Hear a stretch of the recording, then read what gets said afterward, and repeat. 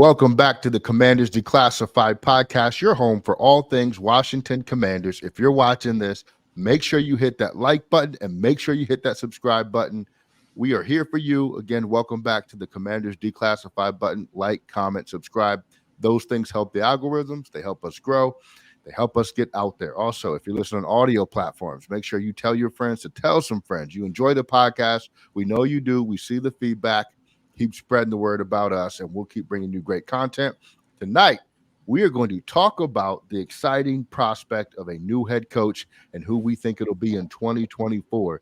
The Washington Commanders have aligned a banger of a list for head coaching candidates thus far, and we are quite excited about it. But we came up with our own list of head coaches that we think that you guys would be interested in and that we are equally as interested in.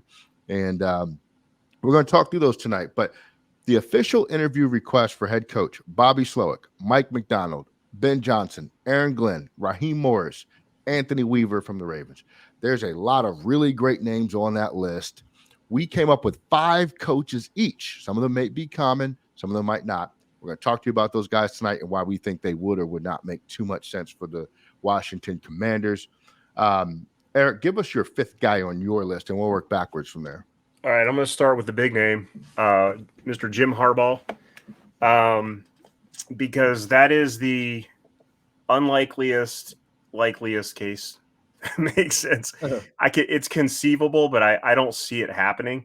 And I don't know how I know how I'd feel about it. I'd feel pretty good because I know that we would win because Jim Harbaugh does nothing but win anywhere.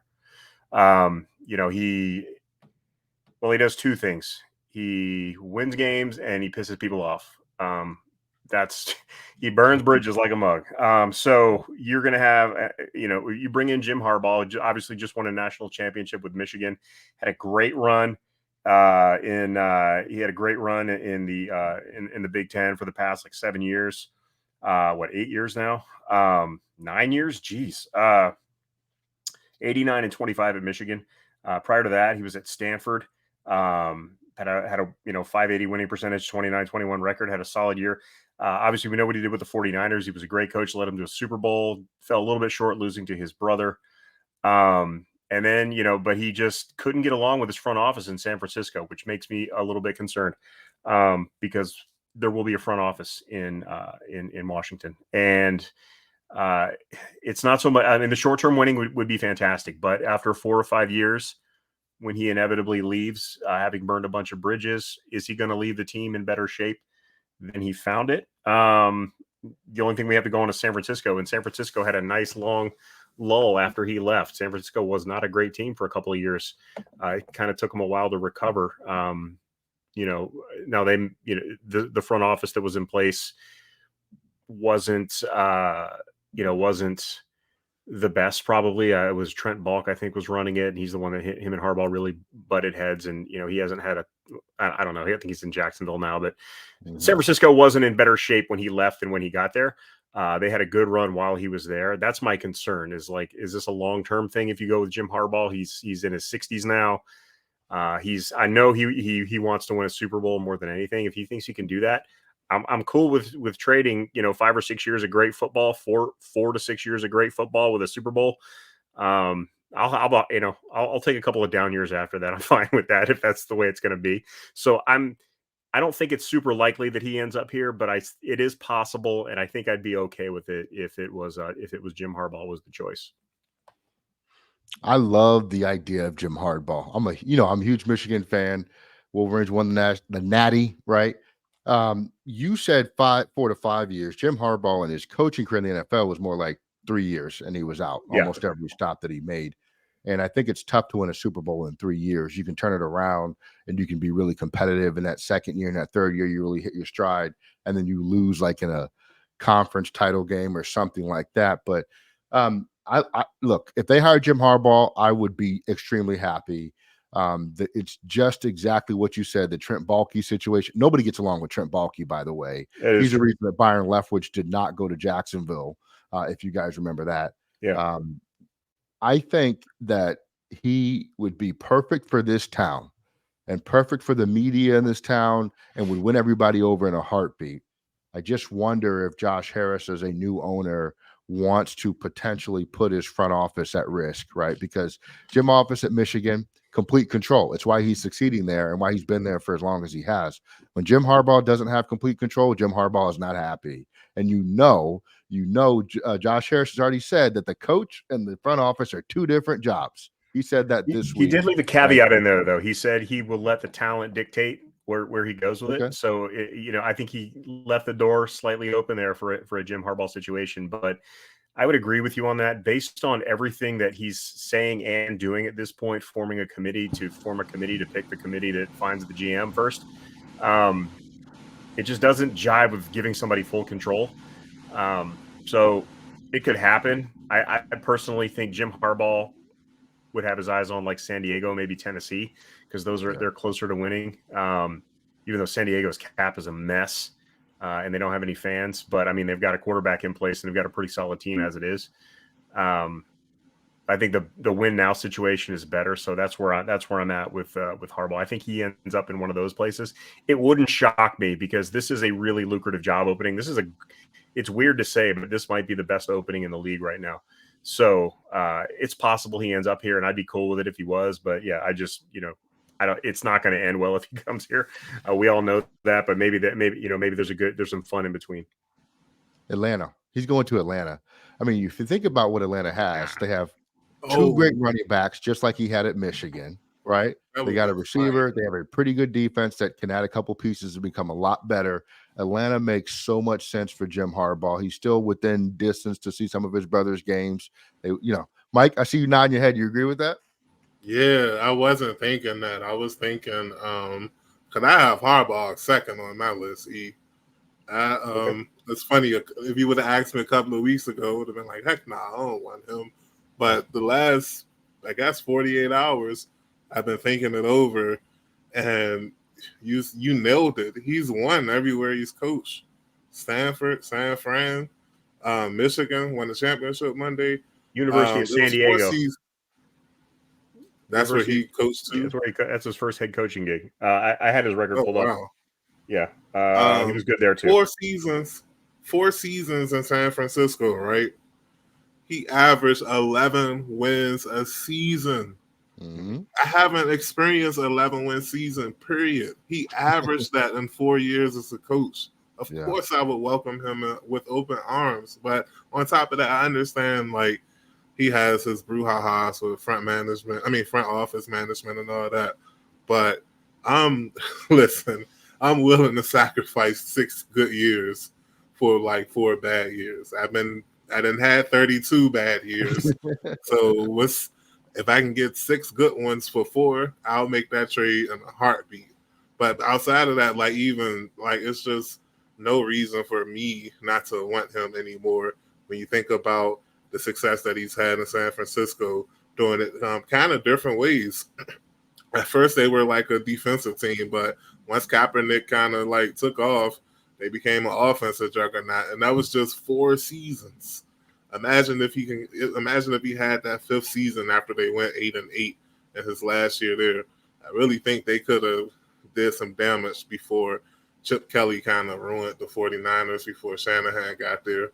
But I would definitely welcome second on my list for sure. How bad do you have to be? Alex Smith had one of his best seasons in year 1 because that year 1, Alex Smith's last year in San Francisco was Harbaugh's first year, and he had a great year.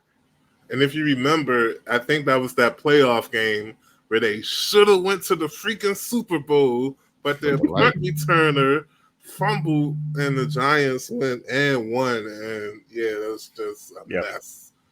And they were in that Super Bowl against the Ravens, right? When the lights went out. Is that the? Oh yeah. The Super Bowl? Yeah. So they almost came back from that.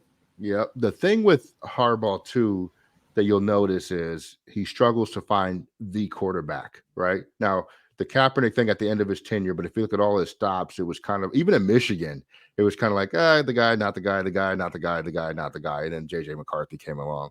And J.J. McCarthy, like we talked about last week, is a good college quarterback, not a great college quarterback. And, I don't think Harbaugh would get him in the first round of the pros. But anyway, we all agree if we hired Harbaugh, we'd be happy. No complaints here. likelihood's probably about a 3 out of 10 right now. Yeah, it seems I think like. so.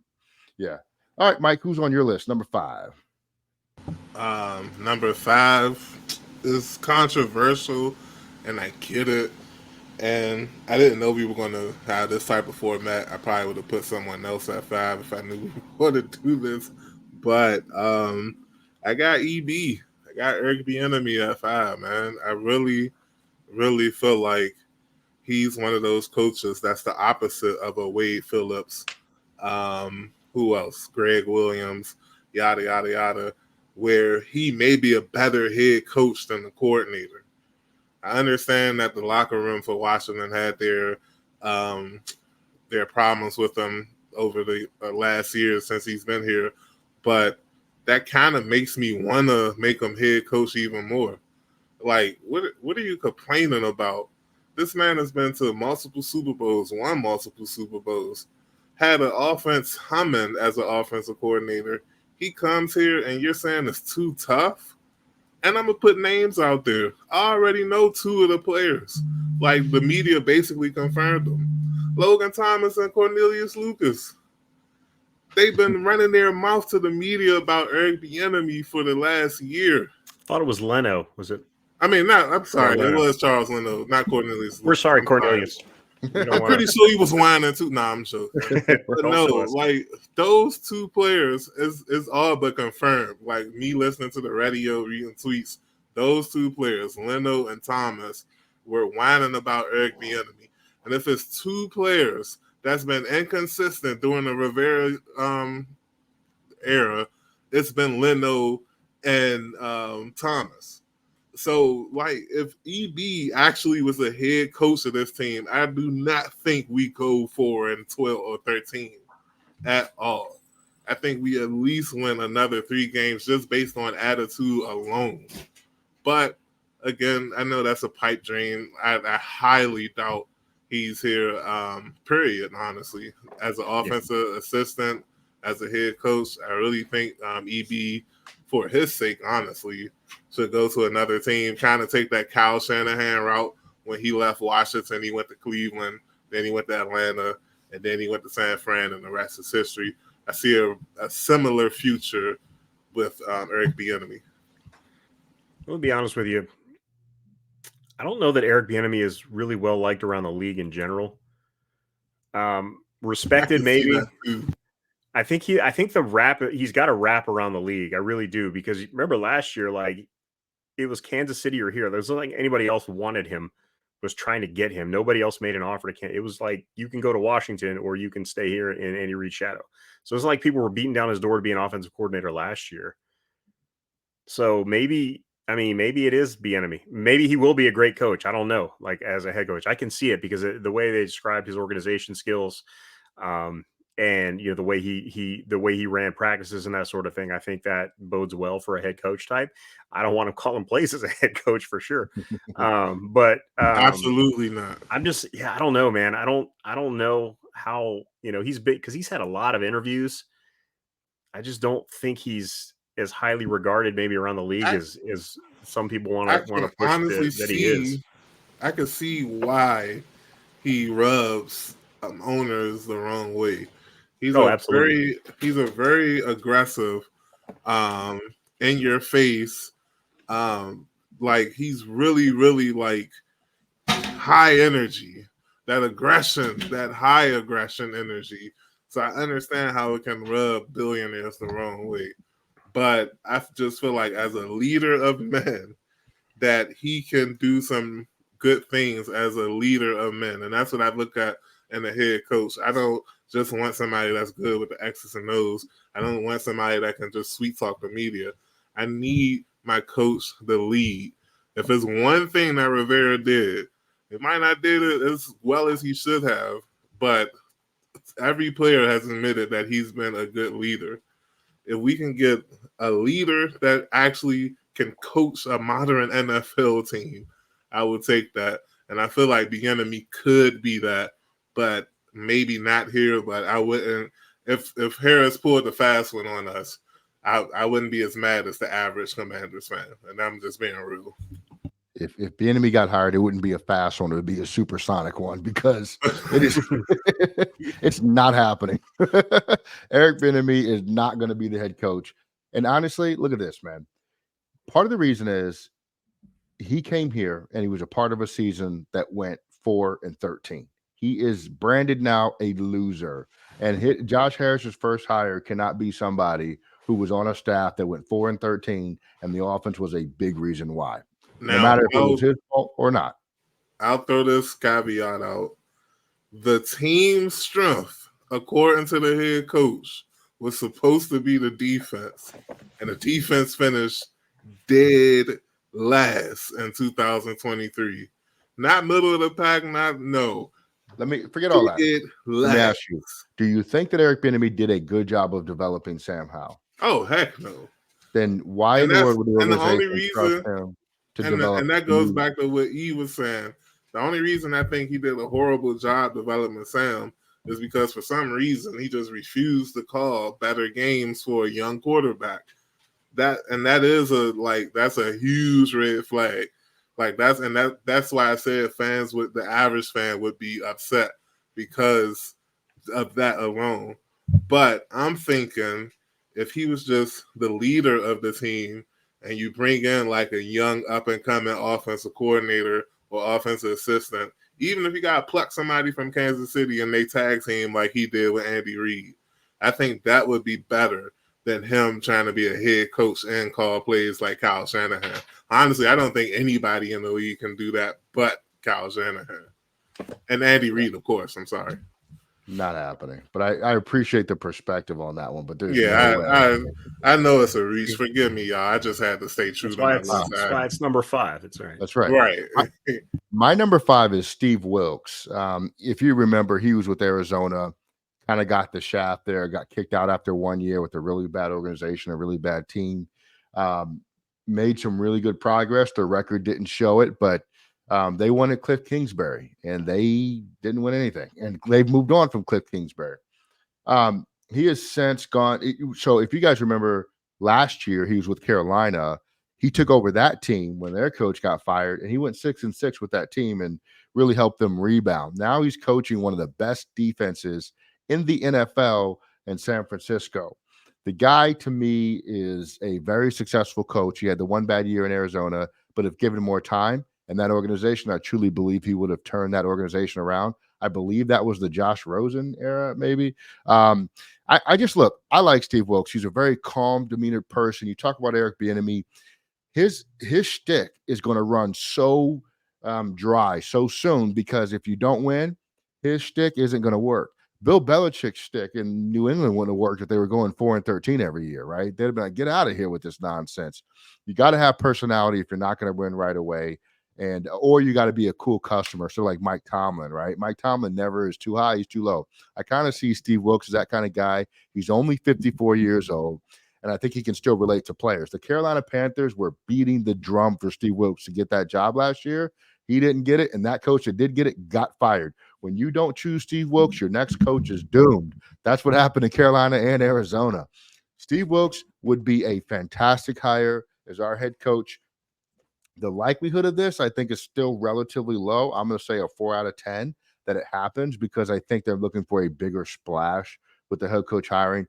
But I think with what he's been able to do to keep that 49ers defense up and going after DeMeco Ryans went and become a great head coach, by the way, in Houston. And then you have a guy like Steve Wilks come in who's been around that San Francisco organization, a really phenomenal organization top to bottom, and then is a great head coach on top of that. I think I would take him all day. Thoughts? Yeah. He's part of the Ron Rivera coaching tree. I'm going to throw that out there. But I mean, outside of that, I had no problem with Steve Wilks. I think he did get a little bit of the shaft. I mean, Arizona was kind of in the Commanders Redskins area of like the way the franchise is run. They've never really consistently been a good team. Carolina probably should have kept him, but they've got Dan Snyder 2.0 running the show down there. So yeah, I mean, I it would not be the sexiest hire, but I'd be fine with Steve Wilks. I think he's definitely earned his stripes and another shot at a head coaching gig for sure. No doubt. I don't I don't know who else is on your list or y'all list, and I don't mean to jump out of turn, but I feel like it's a great comparison. And forgive me if you all have him on your list, but I feel like Steve Wilks and Brian Flores are in the exact same situation. Okay. And it sucks because I know a lot of people are going to bring race into it, and maybe that does have something to do with it. But I agree with you. I feel like both coaches need another chance. Maybe Flores more than Wilks, even though both of them kind of like really got the short end of the stick at their jobs. But yeah, like I wouldn't, like, I know it's a long shot, but I wouldn't mind Steve Wilks. Like he's still improving, honestly. Like we still just haven't seen the best of him, I feel like. So that's a good one. Flores and Wilks are not exactly the same because Wilks did not go nuclear after he got the shaft. I mean, Flores of course. Brian Flores he pissed off the establishment. Now our owner was not part of that establishment, so that could bode well. But he really didn't do himself. I mean, good for him for what he did. First of all, I'm fine with that. But when you've got a group of oligarchs that run your industry, and you take a flamethrower to the industry, like it's not gonna work out well for your long-term success, I guess would be the way to put it. I think coordinator is probably his ceiling unless somebody really gets a bug up their butt. With Flores, but so Steve Wilks is kind of in that scenario, but he's much more likely to get another head coaching gig than Brian Flores. Point. Yeah, for sure. Eric, who was your number 4 on your list? Oh my goodness. Steve Wilks 2.0, actually. My number 4 would be Raheem Morris, a very similar, well, not quite exactly the same similar situation. Raheem Morris was given the Tampa Bay job when he was like 33 years old. He wasn't ready to be a head coach. I think at that point, not everybody is ready to be. I mean, they're getting younger and younger. This was 2011. He became the head coach of the Bucs. I think at the time he was the youngest head coach in NFL history. He went 17-31 there. The locker room was a mess. He did not have control. I don't know that he had veteran players that were older than him. That's got to be difficult. I think it was just too soon for him to be a head coach then. He did get a trial run after Dan Quinn got fired in Atlanta. He coached out the season. Technically, he was a head coach there, went 4-7 on just a garbage team that they let just get too old and didn't start fixing. But again, he's gone on to he's spent some time here in DC as a defensive backs coach on Jay Gruden and Jim Haslett's staff. He knows the area. He knows what a dump stadium is. He'll fit right in. And he's doing a great job. He's got a really Aaron Donald and the no-shows, the Aaron Donald and the nobodies, and he's got them playing like a top 10 defense. I don't even know what they're ranked. They're a fantastic defense. They're playing really well out in LA. I think he's definitely earned another shot at a head coaching job. And if it's here, I'd be more than happy to have Raheem Morris. I can't figure out. So Raheem Morris is only 47 years old, by the way. And he was given that job in Tampa Bay during that era of the initial era of young coaches. Everybody wanted a young coach and see how young he could go. He was just not ready. It was just a trend at that time. Yep. He has coached both offense and defense, by the way, which I think is absolutely amazing. I don't know if there's anything I love about Raheem Morris, though. I think there's a lot of things I really like, and I think he probably would do a really good job here. He did not make my list, I don't believe. Let me double check. No, he didn't make my list because I think there's better candidates. I want to see him get another opportunity because he's been around some really good coaches. And like I said, the versatility to be able to be a coach on offense and defense is something that's not all that common. I think Bill Belichick is an example of that.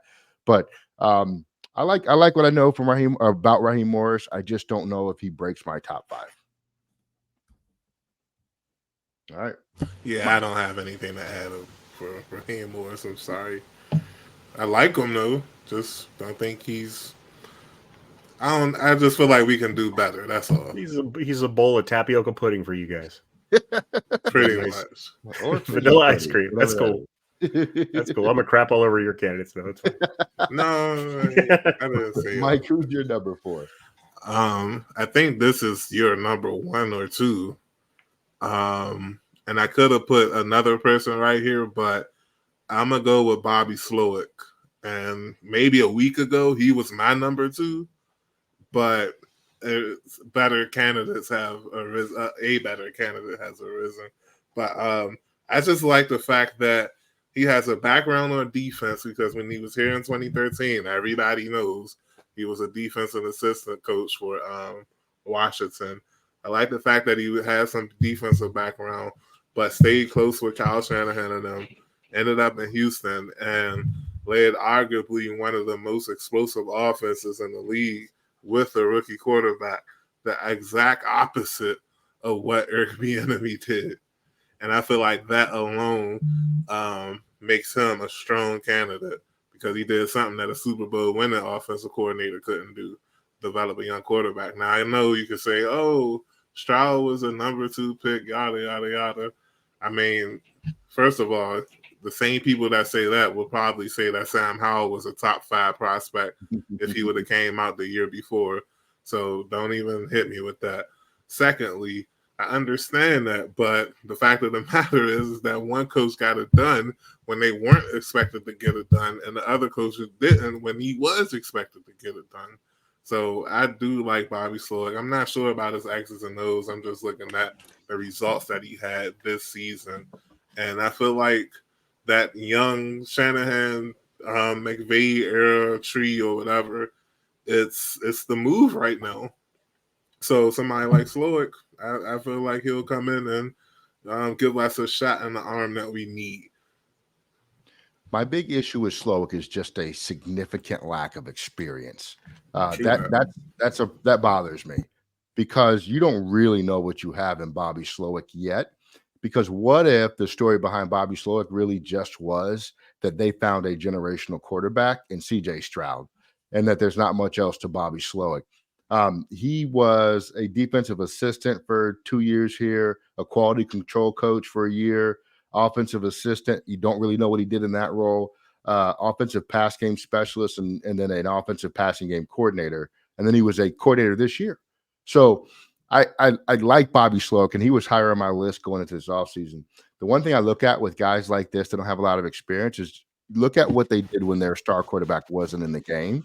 And I think with Davis Mills still sucked when Bobby Slowik was in the game, so or coaching, and CJ Stroud was out. So I like Bobby Slowik. I think he's good. I think he's going to continue his journey with CJ Stroud. That's why he didn't make my list, quite frankly. I think it would be a mistake for him to leave what they have going with CJ Stroud right now to chase a situation he's going to have to build from the ground up. I think him having the support of D'Amico Ryans and all that stuff is where he needs to be, and I think ultimately where he will stay, because they're on to something special in Houston. And I think he needs to give it more time. But I think he's a bright prospect for the future. Yeah, Slowik, I think, is probably a year away. I think he's probably going to be a much hotter candidate next year. I mean, depending on the success of Houston. But I think he's probably next year's, Ben Johnson, or next year's hot candidate, in my opinion. I just think maybe it's a little bit too early for him. Yeah. Well, and in that same vein, my number 4 was Ben Johnson. I know he's probably number 1 on a lot of people's list. I started thinking about this week. One of the reasons that Ben Johnson's not higher on my list is just the amount of expectations being piled on this guy. He is the number 1 hot, sexy candidate this year. The next, what's the guy's name in Miami? Mike McDaniel. And I think that's a lot to live up to, and not a lot of coaches do. I know it's kind of it's not real what my concerns are with him, but I just think like there's going to be so much pressure on him to produce a top offense right away that if there's growing pains, the fans are going to turn on him, and there's just going to be some additional stress and undo things to him. And I don't want that. I want our coach to have full grace and everything like that. But when you get such a hot name like him, it's a bit of a concern for me. His experience is also a concern for me as well. But at least he was like a receivers coach in 2018. He coached tight ends in 2015. He was a coordinator for 2 years now. So he's kind of like just a little bit, to your point, Eric, a little bit more experienced than Slowik. I like Ben Johnson a great deal. I love what he's done with Jared Goff. Now, people kind of forget that Jared Goff had some really good moments in LA too. So it's not like Ben Johnson has completely uncovered Jared Goff from trash to treasure, but I like what he's done with them. He's number 4 on my list for those reasons, but I think he would be a good head coach as well. Yeah, I like Ben Johnson. I didn't really do a ranking on my list. I just have 5 good candidates. He's definitely on there. Yeah, I'm not afraid to hire somebody who's got high expectations because hopefully they have them for themselves. He has, I've heard like media like that have just like interviewed with him or like that guy's just different. Like that's the thing that kind of gets you like, with the people around the league just talk about somebody where like, it's the way people talked about McVay when he was here. It's like, that guy's going to be a head coach. And you hear that a lot about Ben Johnson. It's the kind of thing. And it could just be them hyping him up. Who knows? Because you never really know until somebody's in the position. You could be Norv Turner, right? Like a great coordinator. Wade Phillips, a great coordinator. But you get to a head coach and you're mediocre. You got to take a chance, though. I mean, we had a hot shot offensive coordinator come in here about 50 years ago now. He did all right. I'm down with Ben Johnson. I'm all in. I'd be completely on board with Ben Johnson. He was number 3 on my list. Yeah. So like, I'm sorry. Go ahead, Ellie. No, I was just gonna say likelihood. I think for Ben Johnson, I think you're getting into probably more likely territory. I would say 7 out of 10 likelihood for Ben Johnson. I think there's a realistic chance and possibility that he does become the next head coach. Sorry, back to you, Mike. No, it's cool, and I just like the play calling that he does for Detroit. He has a lot of weapons at his disposal. There's another NFC team that has a lot of weapons at their disposal. And I'm not even talking about us. I'm talking about Atlanta. We just mentioned them earlier for I forgot the fit we said for Atlanta. Harbaugh, yeah. He will get the team the ball. I mean, I feel like Ben Johnson will get his playmakers the ball. He did it with Gibbs. He did it with Laporta. He did it with St. Brown. Even Montgomery. David Montgomery was killing this year. If you had him on your fantasy team, congrats. You did good. But, so I feel like Ben Johnson, just based on that alone, it's not like he only done it for one season. We saw him do the same thing last year with lesser weapons, honestly. So I'm down with Ben Johnson for sure. Yeah. He came from a perfect organization too. And so you didn't really see him rise above anything because they have a great GM. They have a great head coach. They got a great ownership group there. And obviously they have great talent on that field. So you didn't see him overcome any adversity in Detroit, in my opinion. Not a complete knock, but just something I like to see from my head coaches. I mean, they were like 0-8 the first year. And they were like, they were terrible their first year. I mean, they were very bad. So, and part of the turnaround was play calling being turned over to Ben Johnson. I mean, I agree with you there. And so, like, when I say the adversity, I mean, they were very young too. They were relying on some very young talent to help lead them last year. But anyway, all right, Eric, you're number 3, or who's the next up on your list? So I put on my list. This is a fun one. I got Bill Belichick here. He is in no way in my top anything as far as coming here. It's a complete Dan Snyder move. But Mike Florio is like the only person, but he's pushing it so hard, like just putting rumors out there that, Josh Harris is enamored with Bill Belichick because PFT guy just wants Dan Snyder to still be here so badly that he's just throwing that stuff out there. Yeah. This is like a 0 out of 10 chance. I mean, he is the all-time winningest head coach in NFL history. I don't know why he's like 30 wins shy of second all-time win. He's like 30 wins shy of Don Shula. He wants no part of a rebuild, and as good as the situation coming into DC is, it does look like a little bit of a rebuild. I don't see Bill Belichick having any time for that.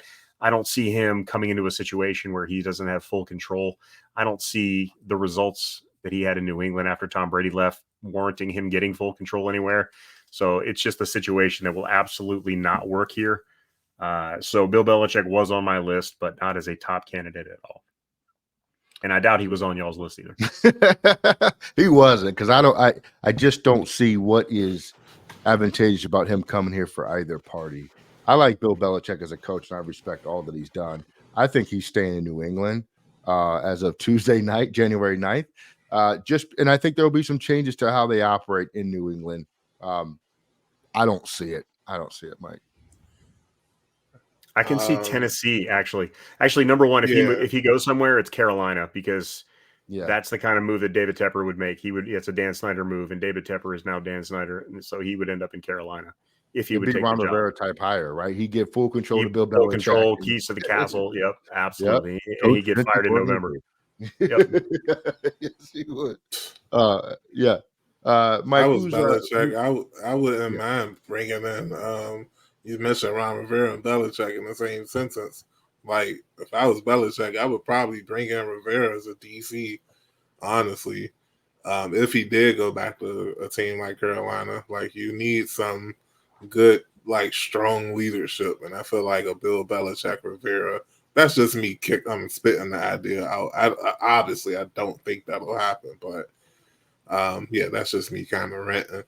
But you all mentioned, or we all mentioned, my first four on the list: Eric Bieniemy, Bobby Slowik. We just talked about Ben Johnson. Talked about Jim Harbaugh earlier. So I have no choice but to go with my number one pick. And he just became available about 12 hours ago. I don't know what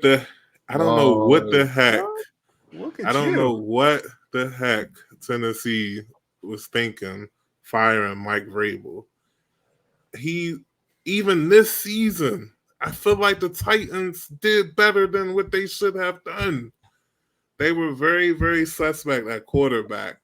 Their offense is like non-existent, and I feel like that is not his fault. That's not Mike Vrabel's fault.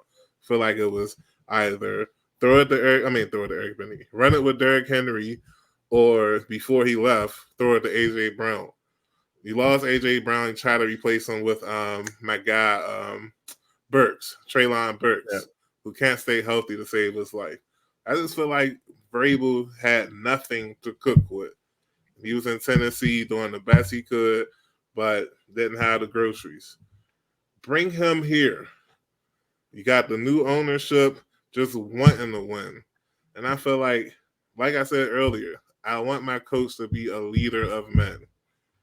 And Vrabel, I feel like that is a guaranteed. You got a multiple-time Super Bowl champion. You got a coach that went to the AFC Championship in like his second season. Like this, I really feel like you pair Mike Vrabel with a front office that knows what the heck they're doing, and you'll rack up wins, man. I really, really, really like Mike Vrabel as a head coach. Do you know what the issue with Mike Vrabel in Tennessee was? Mike Vrabel in the front office were butting heads again about player personnel. I don't know if you remember, but there was an issue with the draft. A few players that Mike Vrabel didn't like, and Mike Vrabel put those players on blast in the media every chance he got. Malik Willis was one of them. I believe there was another running back too. Look, we're going to be getting a young quarterback, right?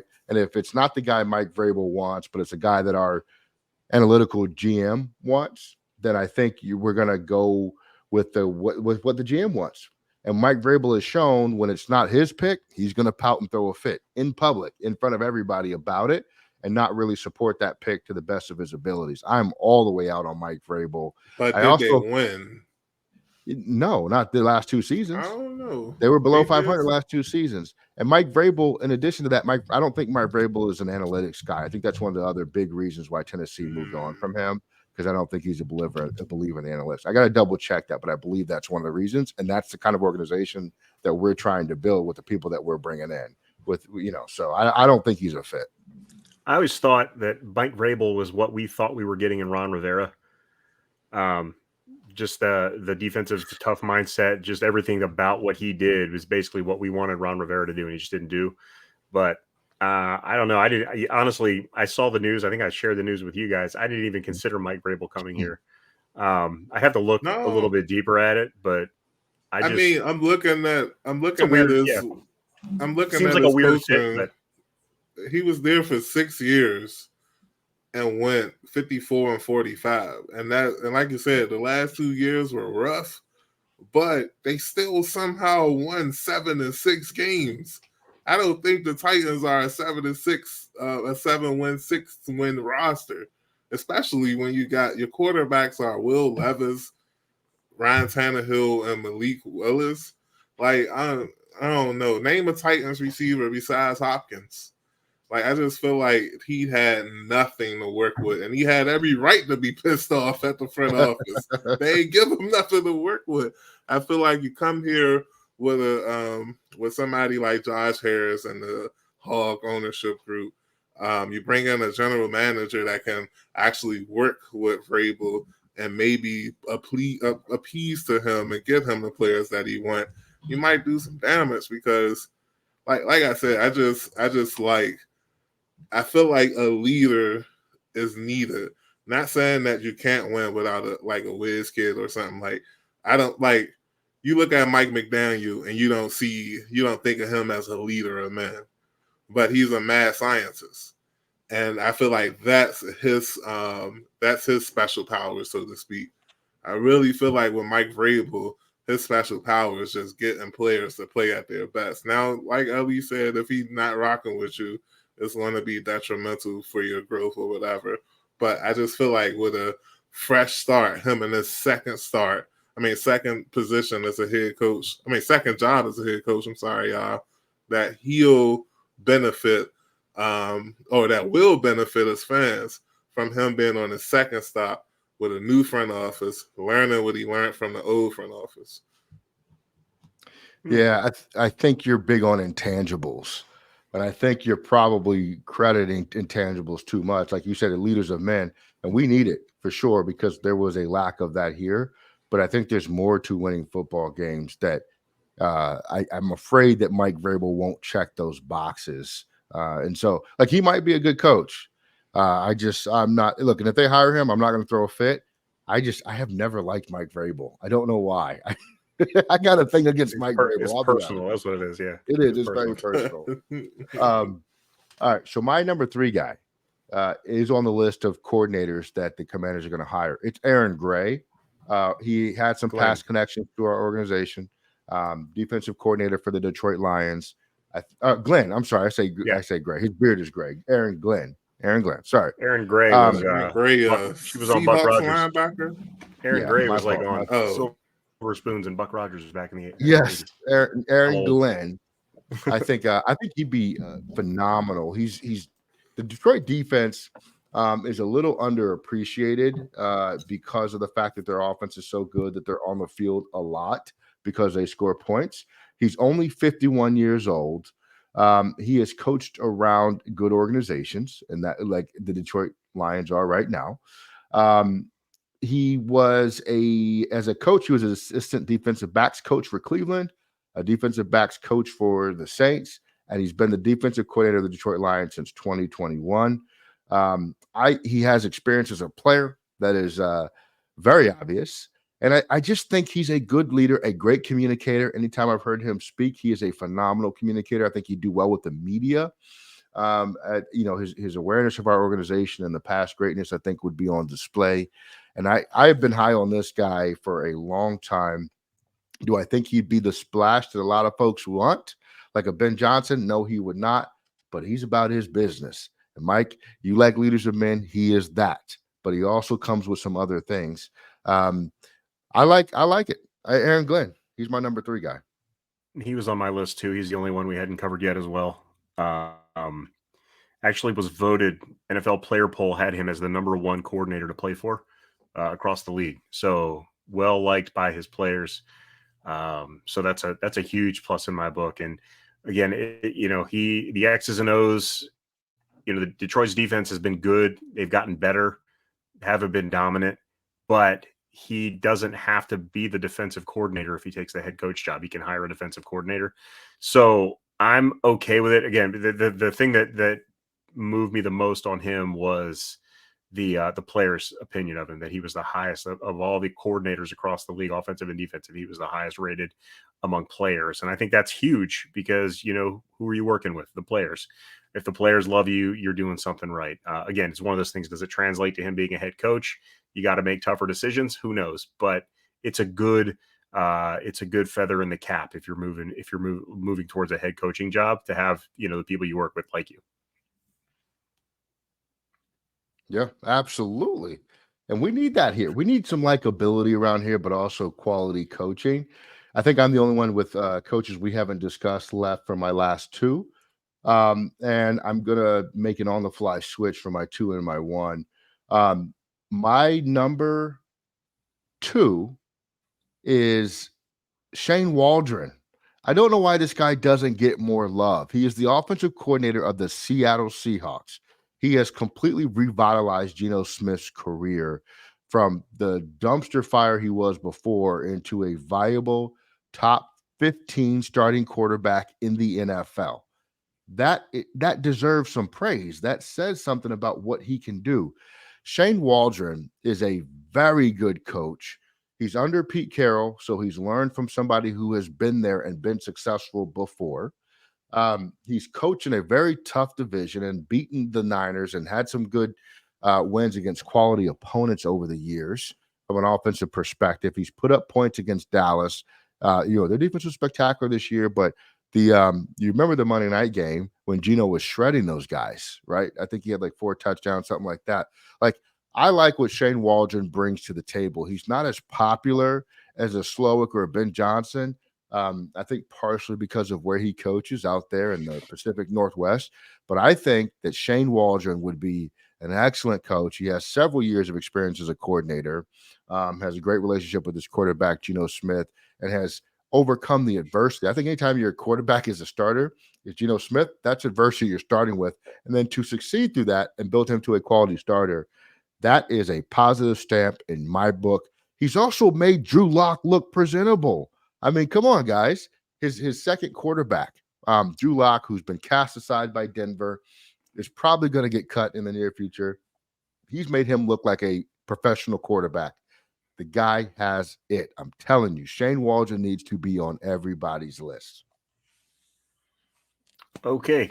Yeah, part of it may be that it's sort of the Andy Reid effect with Carroll, even though it's offense, defense. But I don't know, like fans wise, you think of Seattle coaches, you think of Pete Carroll, and that's pretty much it because he's such a personality and he's such a big presence that maybe he overshadows his coordinators. What about Dan Quinn? He's interviewing. No, I was just saying, like, he was the defensive coordinator. Yeah, the defensive coordinator for under Carroll back in the day. Yeah, he's not on my list, by the way. Like, no, he was an honorable mention for me. Worth kicking the tires on. Dan Quinn, but yeah, I don't know. I honestly don't know enough about Shane Waldron. I see what you're saying about Geno Smith. It's similar kind of to what maybe a little bit more dramatic than what Ben Johnson's done with Goff, but Goff did have some good seasons in LA, but it was mainly because he was just listening to Sean McVay tell him up to what to do right up until the snap. So I think that Johnson has developed Goff quite a bit there, and I think Waldron's done the same thing with Geno Smith. So yeah, I wouldn't be upset. That'd be kind of an out of left field hire, but I'd be fine with it. Yeah, Mike. I agree with E. I'm not expecting it, but if they brought him in, like you said, he's done well with Geno. He's done well with Drew Lock. What year did he join the Seahawks? Ooh, now you're going to test my knowledge on Shane Waldron. I thought it was 3 years ago. So Russ was he played. I mean, he coached Russ for a few years. He joined Seattle in 2021. So yeah, 3 years ago, and he was with the Rams before. Yeah. So 1 year. Okay. Yeah. So about a year with Russ, and I'm gonna be honest, he did have a bad season, but when you look at what Geno's done since Russ' departure, I'm like, oh, so maybe it actually was Russell Wilson that was the problem and not the OC. So that's a feather in his hat and another point for him to be a head coach. Like, hey, I did better without Russell Wilson. So yeah, that's a good call, Ellie. I don't have no beef with it. Let's listen. He also was a coach with Washington under Jay Gruden in 2016, along with McVay. So all those pictures that get put up of coaches that were here and didn't succeed here, but came something super somewhere else. He's one of those guys. He's just always left off that list for some reason because Shane Waldron is such a quiet guy, playing for a team where Pete Carroll gets all the infamy there. 2-time Super Bowl champion as a coach, and he was an operations intern with the Patriots during their heyday. So he has experience in quality organizations, top to bottom. My number one, and listen, I know he's not on you guys' list. He's not on the Commanders' list of people to interview. I don't know how or why not. Todd Monken, the offensive coordinator for the Baltimore Ravens. This man has completely flipped Lamar Jackson's career around. I know Lamar was on a great trajectory from a career perspective, but he has completely transformed Lamar into a pure pocket passer with the ability to run.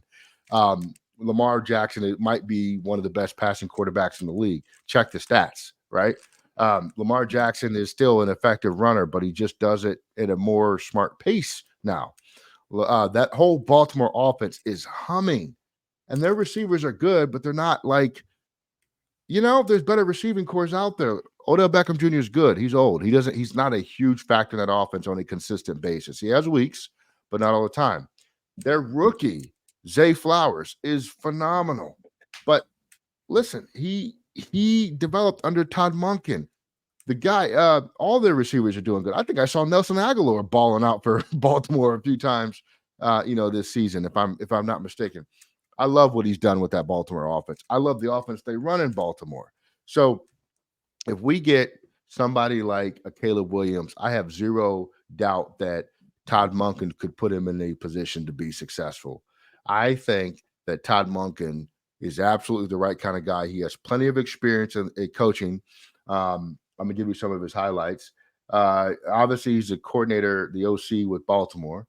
He was at Georgia for 2 years as an offensive coordinator and quarterbacks coach during Georgia's heyday offensively.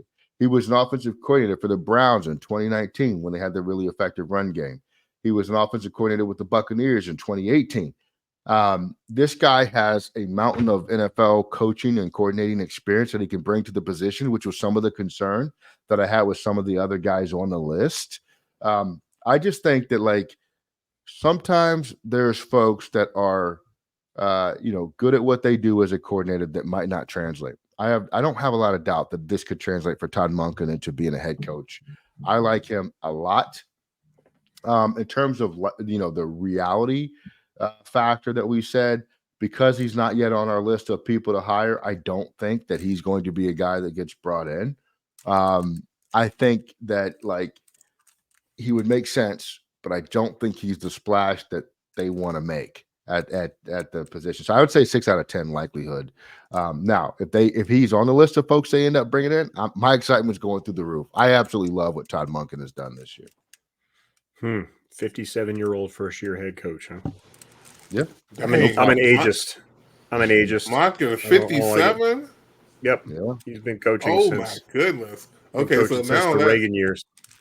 That kind of makes sense because I was going to say you would think with the success that the Ravens had this season on offense that Monken would be the hot candidate coming out of Baltimore, but it's actually Mike MacDonald. And I see now why the age gap is. Yeah, I was wondering why nobody brought him up yet. I actually had him, and I took him off at the last minute because I wanted to talk about Belichick because I'm an idiot. My bad. Oh, my goodness.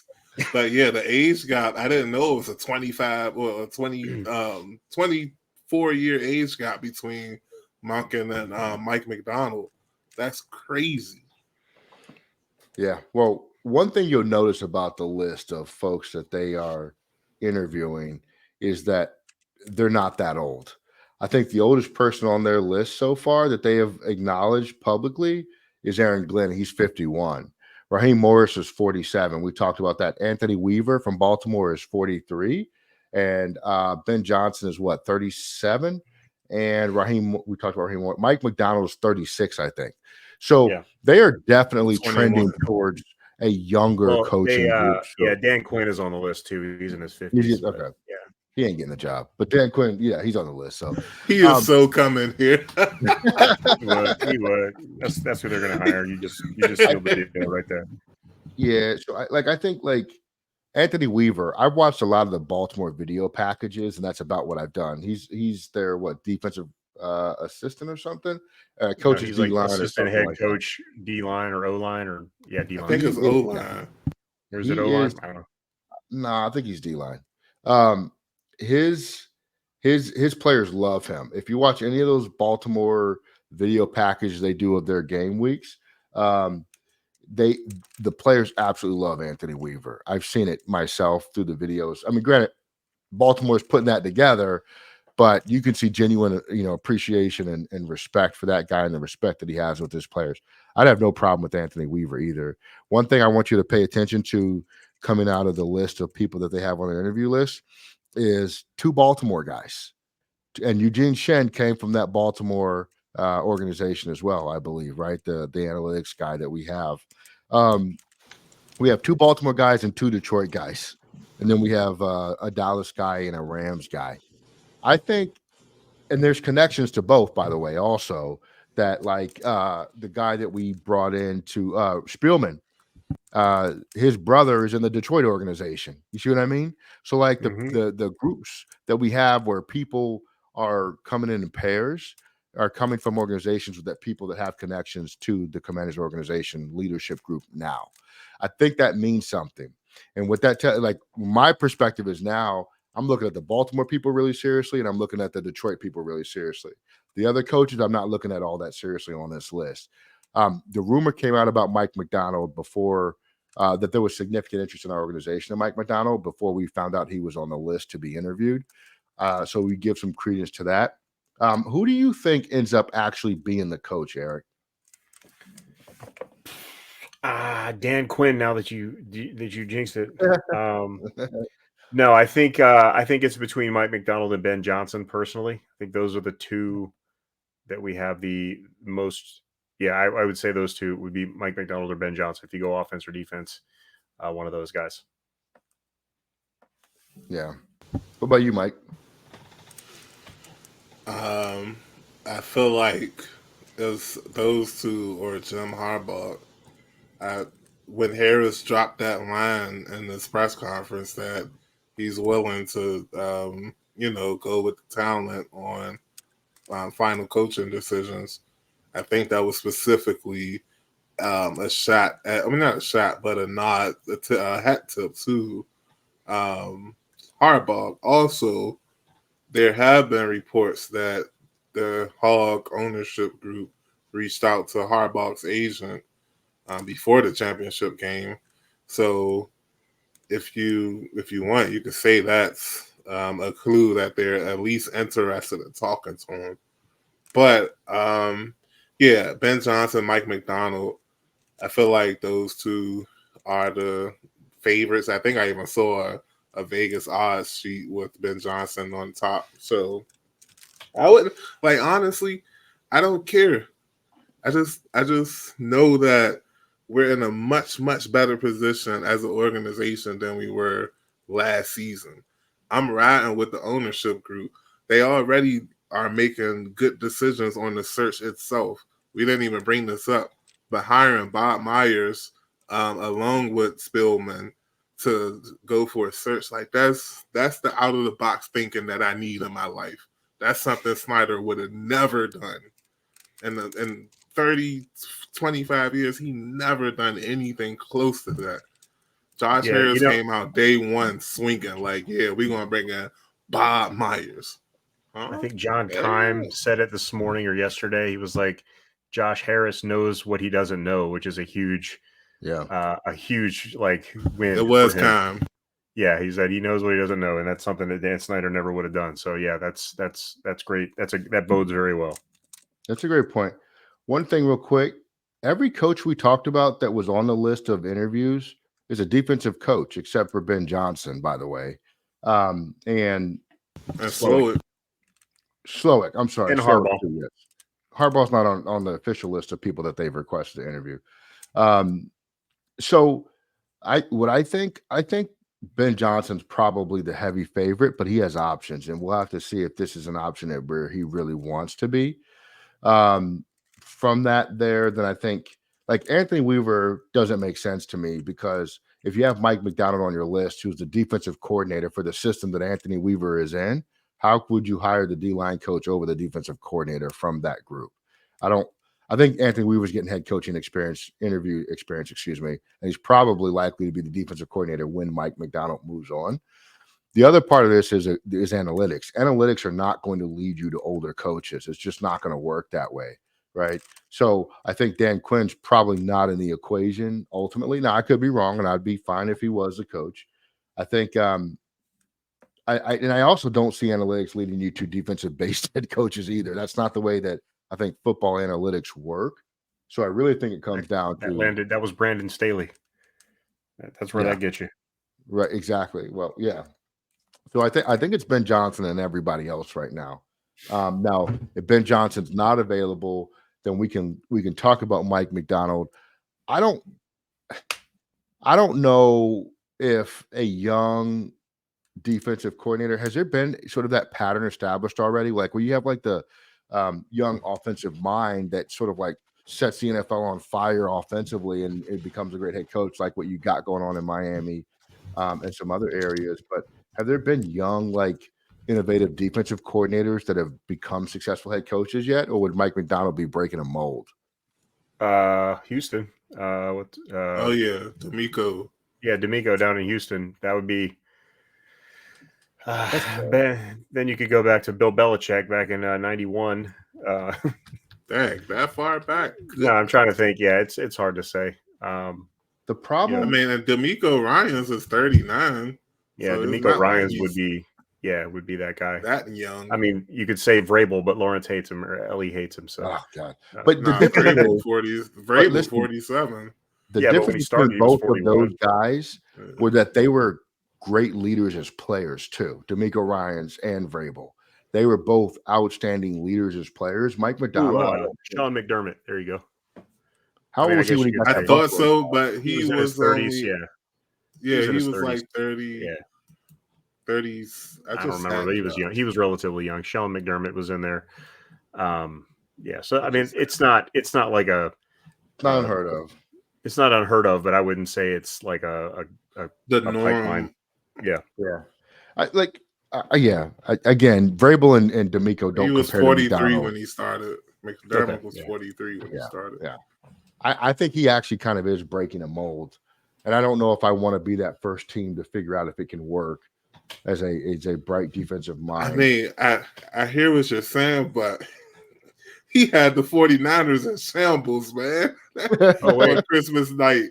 Like Eberflus, there you go. There's another one. Oh, geez. Okay. Well. On second thought, Brandon Staley. Yeah. Ooh, Antonio Pierce. Would y'all hire Antonio Pierce? Would you guys be interested? Not here. I wouldn't hire him here, but seeing what he did in Las Vegas, yes. You want to see him on a sideline, just not yours. No, not even that. It's just like it's the opposite circumstance of Eric Bieniemy. It's like he had the job, he did well. I mean, like the players like him, the fans want it. I even heard Mark Davis was want him to become the head coach. So I don't know where all this Jim Harbaugh, Bill Belichick stuff was coming from. If the entire organization seems to want him. The Raiders saw that a couple of years ago with exactly Mercini or Bisaccia, Rich Bisaccia. Yeah, they saw that was exactly what happened. The same thing, and they let him go and hired Gruden or whoever. No, it wasn't Gruden. Who'd they hire? Whoever they just fired. Shame on you. Fooled me twice. Shame on the Raiders. Good for Antonio Pierce. That's the old adage I used to apply to Tim Tebow. It's like, I love watching him play, but I don't want him anywhere near my team. That's right. But so, and I was going to say, Dan Campbell, he was actually an offensive coach. So to finish up what I was saying, I think I'm going to say Aaron Glenn is ultimately our guy. I know it's not going to happen, but I think he might fit what we're looking for. I think Ben Johnson's far and away the number one candidate, but we'll see. But time will tell. And look, none of these names that we had are bad names, except for the Bill Belichick angle and the Vrabel angle. Bleh. But what? We have our choice of guys, and for once we're a top 2 or 3 job, or top 1 to 2 to 3 job in this league. which means we're going to get somebody really, really good at the position. So I'm very excited about our prospects and what can happen here. And also with the general manager being brought in as well. So I love what they're doing so far. Hopefully within, what do you say, guys? How soon do you think we'll have a head coach, Eric? How soon? I'd say we'll have a good idea who it's going to be by the time the playoffs are over. Yeah. Mike, you on that same timeline? Yeah, I'm going to say the week of the 22nd, between that. So that's not next week, but the week after next. Oh, he's setting dates like a Baptist preacher. Okay. I don't even know what I was about to say. Go ahead, man. Yeah. Well, we'll see what happens. Like I said, exciting times, and we're going to get somebody great. And they got the right folks and a bunch of people being brought in to assist with the search. I am absolutely excited about this.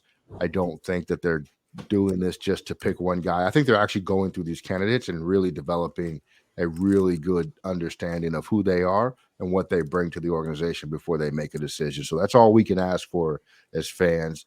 We're not hiring out of desperation because our organization sucks and we got a bunch of lawsuits and legal issues. We're getting guys that we think would do good at the position because of who they are and what they bring to the table. We are on our way. If you have made it this far, please like, comment, subscribe. Tell us who you think the ultimate coach is going to be for us. And we will catch you next time. We are out of here. Commanders Declassified. Peace.